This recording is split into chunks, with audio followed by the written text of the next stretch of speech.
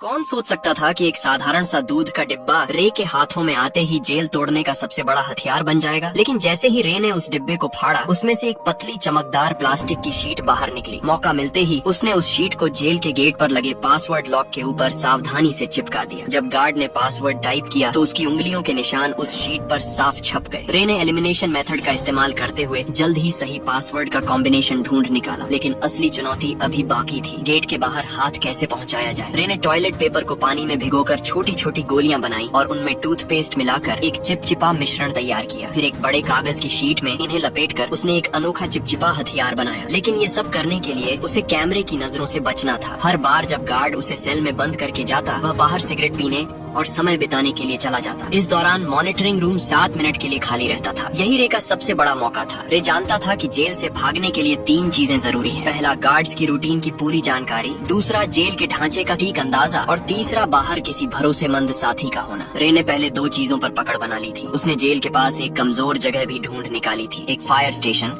जो जेल की दीवार से सटा हुआ था। रे के पास ब्लैक सेल की लोकेशन का भी पता था। सब कुछ दिमाग में सेट करने के बाद उसने अपने प्लान को अमल में लाना शुरू किया। उसने जानबूझकर एक कैदी पर हमला कर उसे घायल कर दिया। जैसा उसने सोचा था वैसा ही हुआ। गार्ड्स ने उसे सजा के तौर पर ब्लैक सेल में डाल दिया। जब गार्ड खाना देने आया, रे ने चुपके से कागज की गोली छोटी खिड़की के ताले में डाल दी, जिससे वह आसानी से खुल गई। पासवर्ड सिर्फ 4 अंकों का था, जिसे रे ने चुटकियों में क्रैक कर लिया। ब्लैक सेल से निकलते ही उसने मॉनिटरिंग सिस्टम को हैक कर 1 मिनट पुराना फुटेज चला दिया, ताकि गार्ड्स को कुछ पता न चले। इसके बाद उसने फायर स्टेशन से जुड़ी वेंटिलेशन पाइपलाइन को खोज निकाला। जब गार्ड सिगरेट पीने में व्यस्त थे, रे उस पाइप के रास्ते रेंगता हुआ बाहर निकल गया। बाहर उसकी साथी पहले से ही तैयार थी। उसने एक छोटी कार में विस्फोट कर दिया, जिससे फायर अलार्म बज उठा। गार्ड्स ने सीसीटीवी फुटेज चेक की, लेकिन सब कुछ सामान्य दिखा। इस बीच रे फायर स्टेशन में दाखिल हो चुका था। उसने जल्दी से एक फायर फाइटर की वर्दी चुराई और फायर ट्रक के नीचे छुप गया। अफरा तफरी का फायदा उठाकर वह ट्रक के साथ घटना स्थल तक पहुंचा और वहां से अपनी साथी की गाड़ी में बैठकर साफ बच निकला। ये रे की 14वीं जेल ब्रेक थी, जहां ये खुलासा होता है कि वह कोई नॉर्मल अपराधी नहीं था। उसका असली काम जेलों की सिक्योरिटी सिस्टम को टेस्ट करना था। असल में वह एक सिक्योरिटी कंपनी का ओनर था, जिसकी वजह से वह नकली कैदी बनकर जेलों में घुसता और अपनी काबिलियत से बाहर निकलकर यह प्रूफ करता था कि जेल की सिक्योरिटी सिस्टम में सुधार की जरूरत है या नहीं। वह इतनी जेलों से भाग चुका था कि लोग कहने लगे कि यह बंदा किसी भी जेल को एस्केप कर सकता है। एक दिन CIA के लोग उसके पास आए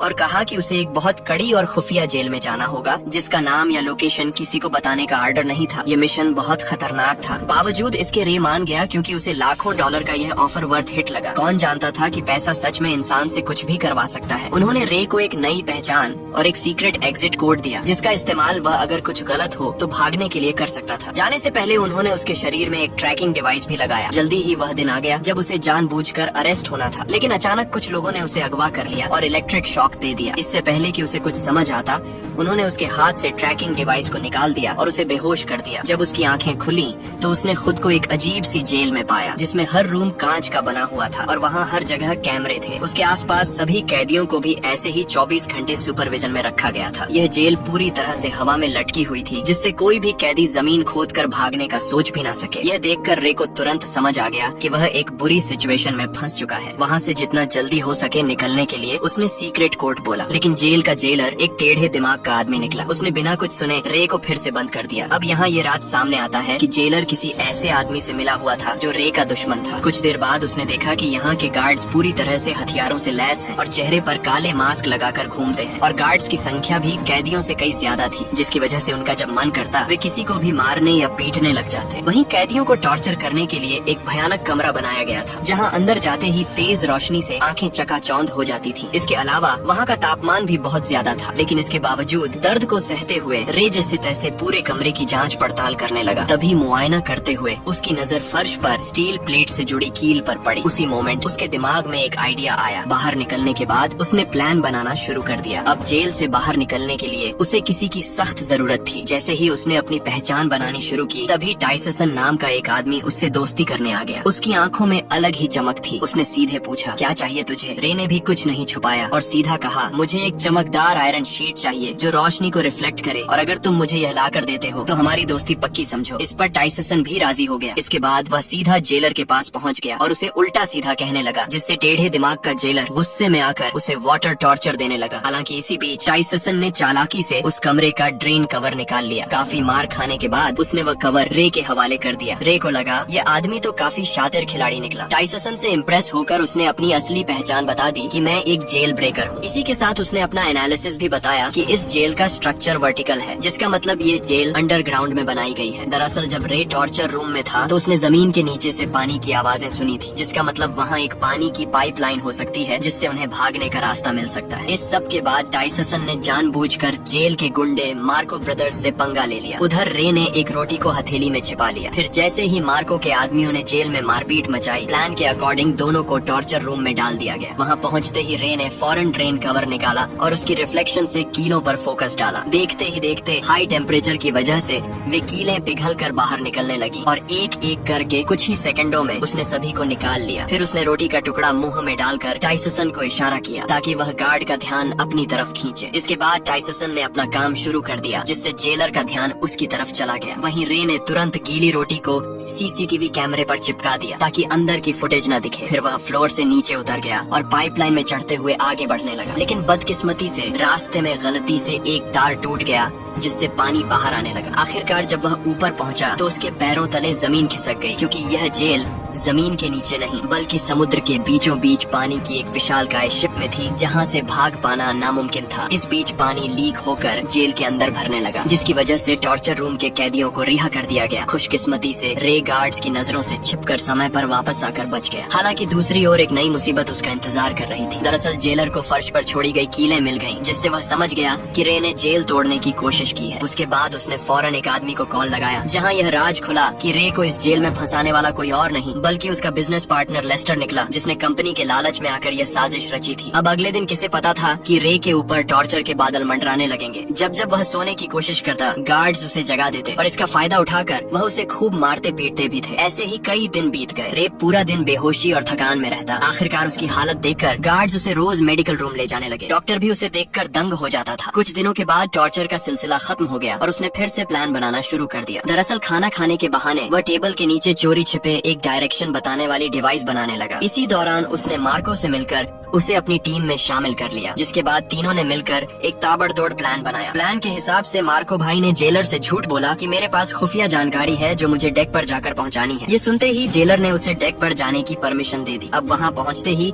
मार्को ने डायरेक्शन डिटेक्टर से मेजर करना शुरू कर दिया, मगर रे के लिए इतना काफी नहीं था। उसने नोटिस किया कि फ्लश करते वक्त पानी घड़ी की उल्टी दिशा में घूम रहा था। अब सारे डाटा को एनालिसिस करने के बाद उसने कंक्लूड किया कि वह अभी नॉर्दर्न हेमिस्फीयर में है। फिर एक नए आए कैदी से पूछने पर पता चला कि अभी नवंबर का महीना चल रहा है। इसके बाद रे ने अपने बॉडी टेम्परेचर को ध्यान में रखकर अनुमान लगाया कि वहाँ का तापमान जरूर मोरक्को तट के आसपास का होगा। इतनी मशक्कत के बाद आखिरकार अंत में जाकर उन्होंने क्लियर लोकेशन का पता लगा ही लिया। हालांकि लोकेशन पता होने के बावजूद वे वहाँ से निकलते भी तो कैसे। तभी टाइसन ने कहा कि अगर हम किसी तरह से बाहर मौजूद मेरे आदमियों तक मैसेज भेज सकें तो हमें यहाँ से निकलने से किसी का बाप भी नहीं रोक सकता। उसकी बातें सुनकर रे को लगा कि इस जेल का डॉक्टर शायद उसकी मदद कर सकता है। उसके बाद उन्होंने एक प्लान बनाया, जिसके अकॉर्डिंग टाइसन ने जानबूझकर रे पर हमला कर दिया, जिससे वह डॉक्टर के पास जा सके। ऐसे ही कई दिनों तक रे बीमार होने का नाटक करके रोजाना डॉक्टर के पास जाने लगा। डॉक्टर को भी रे का दर्द बर्दाश्त नहीं हुआ और वह उसकी मदद करने के लिए राजी हो गया। अब यहाँ ये खुलासा होता है कि दरअसल डॉक्टर भी यहाँ उम्र कैद की सजा काट रहा था, इसलिए उसने रे को उसके परिवार से मिलाने का वादा किया। जिसके बाद उसने गुप्त रूप से रे का मैसेज टाइसन के आदमियों को भेज दिया। सारी तैयारी हो चुकी थी। तभी रात को जेलर ने देखा कि रे दीवार पर कुछ टैप कर रहा है। असल में यह मोर्स कोड था और जब जेलर ने इसे डिकोड किया तो लिखा मिला कि कल सुबह सी ब्लॉक में दंगा होने वाला है। यह देखकर जेलर के पसीने छूटने लगे। उसने तुरंत सी ब्लॉक में 3 गुना सिक्योरिटी बढ़ा दी। अब उसे कौन बताए कि यह तो रे का मास्टर स्ट्रोक था। असली दंगा तो उसके अपने ब्लॉक में होने वाला था, जहाँ सिर्फ 2 गार्ड्स ही बचे थे। अब जल्दी ही अगली सुबह 2 गैंग्स आपस में भिड़ जाते हैं। इस हंगामे का फायदा उठाकर रे, टाइसन और मार्को वहाँ से भाग निकलते हैं। तभी भागते भागते रे कैमरे के सामने आकर जेलर को चिढ़ाता है। गुस्से में आकर जेलर सभी गेट्स को बंद करवा देता है। फिर तीनों पाइपलाइन के रास्ते से जेल की छत की तरफ चढ़ते हैं। जब वे डेक के बिल्कुल पास पहुंचते हैं तो उनका रास्ता एक इलेक्ट्रॉनिक गेट से बंद हो जाता है, जिसे खोलने का बस एक ही रास्ता था